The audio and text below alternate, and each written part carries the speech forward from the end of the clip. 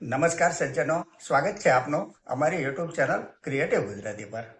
તો સજ્જનો, શેર બજાર એટલે કે સ્ટોક માર્કેટ જે છે ને તે અટપટું છે.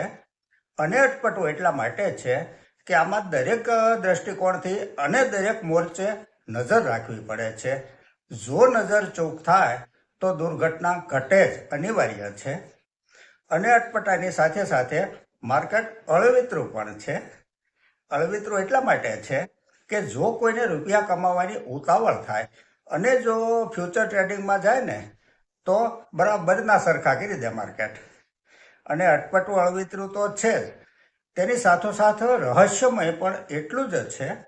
રહસ્યમય એટલા માટે છે કે જો કોઈ માર્કેટનો પૂરેપૂરો અભ્યાસ કરીને ચાલે, ડિસિપ્લિન અને પોતાના સિદ્ધાંતને વળગી રહે તો નફો પણ એટલો જ કરાવે છે.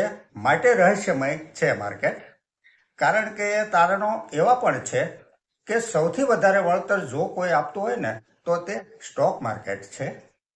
આમાં આપણે ક્રિપ્ટોકરન્સીને કાઉન્ટ નથી કરતા, કારણ કે ક્રિપ્ટોકરન્સી હજુ આપણા દેશમાં વેલિડ નથી. સંપૂર્ણપણે ગવર્મેન્ટની મંજૂરી પણ નથી ક્રિપ્ટોકરન્સીને. અને રિયલ એસ્ટેટ મોટી મૂડીવાળા સિવાય કોઈ કરી શકતું નથી. માટે વાત જો આપણે સ્ટોક માર્કેટની કરીએ તો સ્ટોક માર્કેટની ચાલ હંમેશા રહસ્યમય રહી છે.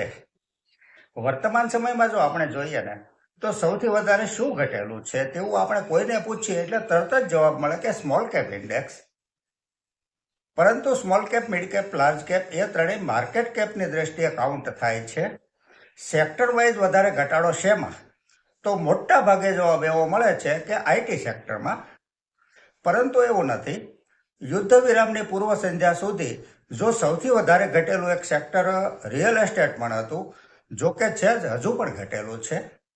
પરંતુ જેવા સીઝ ફાયરના સમાચાર આવ્યા ને એટલે તરત જ ગઈકાલે તારીખ 8 એપ્રિલ અને બુધવારે આ રિયલ એસ્ટેટ સેક્ટર સૌથી વધારે ઉછળીને 7% જેટલો ઉપર ગયો રિયાલિટી ઇન્ડેક્સ.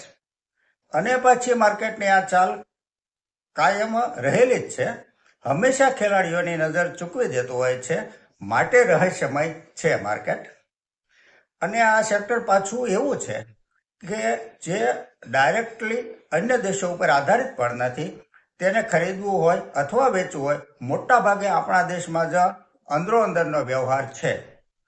હા, લોજિસ્ટિક જેવા અમુક પ્રશ્નો હોય છે, પરંતુ પ્રમાણમાં પરાવલંબી તો નથી જ, સ્વાવલંબી કહી શકાય આ સેક્ટરને. અને છેલ્લે રિયલ એસ્ટેટ ખરેખર રિયલ છે.